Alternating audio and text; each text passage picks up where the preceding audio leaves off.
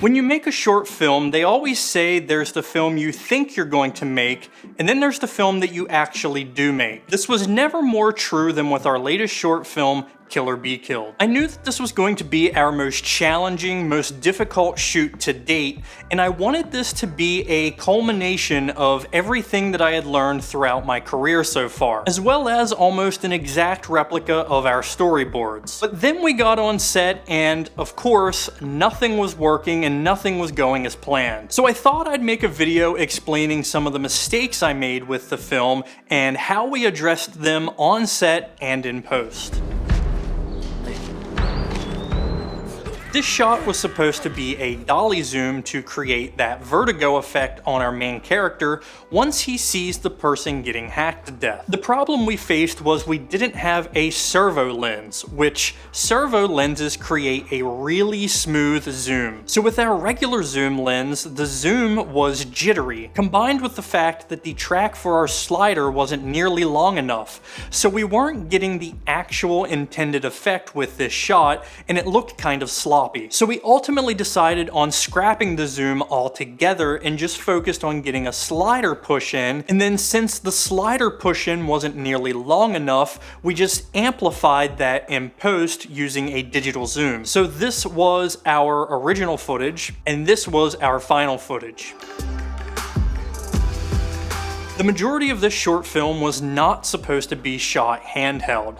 All of the handheld sequences were reserved for only the fight and chase scenes. But the Ronin M that we were sent malfunctioned halfway through our first shooting day and we weren't able to fix it. So the simple solution to this problem was to just shoot a lot more handheld than we initially planned. So for instance, this last oneer was actually supposed to be a steady shot where we push in on Mike at the tree, but because the Ronin M was incapacitated, we were forced to go handheld, which this may have actually been a blessing in disguise since the handheld look gave the film a much more raw feel.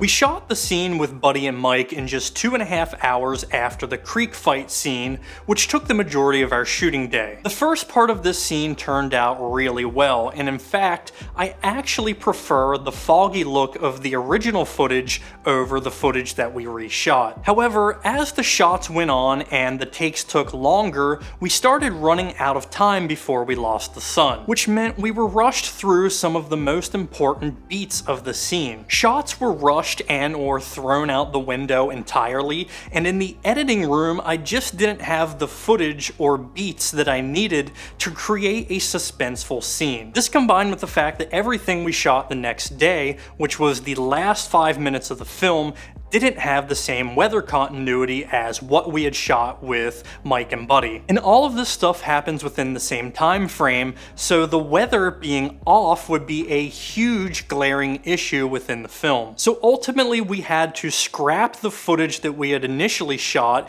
and reshoot the scene, which was actually for the better since now we had all of the beats that we needed to create a suspenseful scene. An element that was filmed and completely taken out of the final short was that there were all these bear traps laid out all over the woods. So basically our game participants are not only facing each other, but they're also trying to dodge all these traps that have been laid out by the organization as well. We made our prop bear traps out of cardboard and spray paint, and it looked really bad. So that was entirely cut from the film. And lastly, we have the shot where the Machete Man's victim falls. This was actually a visual effects shot that went through many different iterations. When he falls here, he's actually supposed to be stepping into a bear trap, but we didn't have a functional bear trap prop, so we had to VFX it in order to make this work. The VFX bear trap looked pretty comical. The physics just didn't make any sense whatsoever. So we ultimately decided to switch switch it to a landmine and do some small pickup shots to add in the landmine obstacle throughout the game. Well, the landmine VFX looked decent, but it wasn't perfect since the environment wasn't really reacting with what happened on screen, since it wasn't filmed with that intention. So we nixed any reshoot ideas and scrapped the idea of the traps being set in the woods altogether and settled on our victim just falling and embracing his fate. A lot of stuff was left on the cutting room floor because it failed. I failed a lot during the process of making this movie, and I must accept all of my failures and try to learn from each of them. What went wrong? Why did it go wrong? After 2 agonizing years of editing through all of the pieces that worked and cutting out everything that didn't, this was the final product, and I am still incredibly proud of all of the work that everyone put into this movie, and I am really happy with the final film. But I still can't help but feel like a failure, like I let people down, like I let myself down, because of everything that went wrong over the course of the entire shoot. So one of my big takeaways with this project was we were a little too ambitious with certain aspects of the film for our budget, for our experience, and for our schedule. And that's something that I will always try to address in pre-production on future projects. Can we make sure that this particular thing can be accomplished? I wanted to make this video and share my story of each of my mistakes with Kill or Be Killed to hopefully inspire all of you and let you know that everyone makes mistakes and things constantly go wrong on film sets. If you want to do this thing, if you truly love filmmaking, you just have to roll with the punches and try to adapt as best as you can. Some people will get into the editing room, see all of the mistakes and everything that isn't aligning with their vision, and they'll become discouraged, and then the film will never see the light of day. Well, I'm never going to do that because I think it's really disrespectful to all of the people that donated their time and hard work to the project.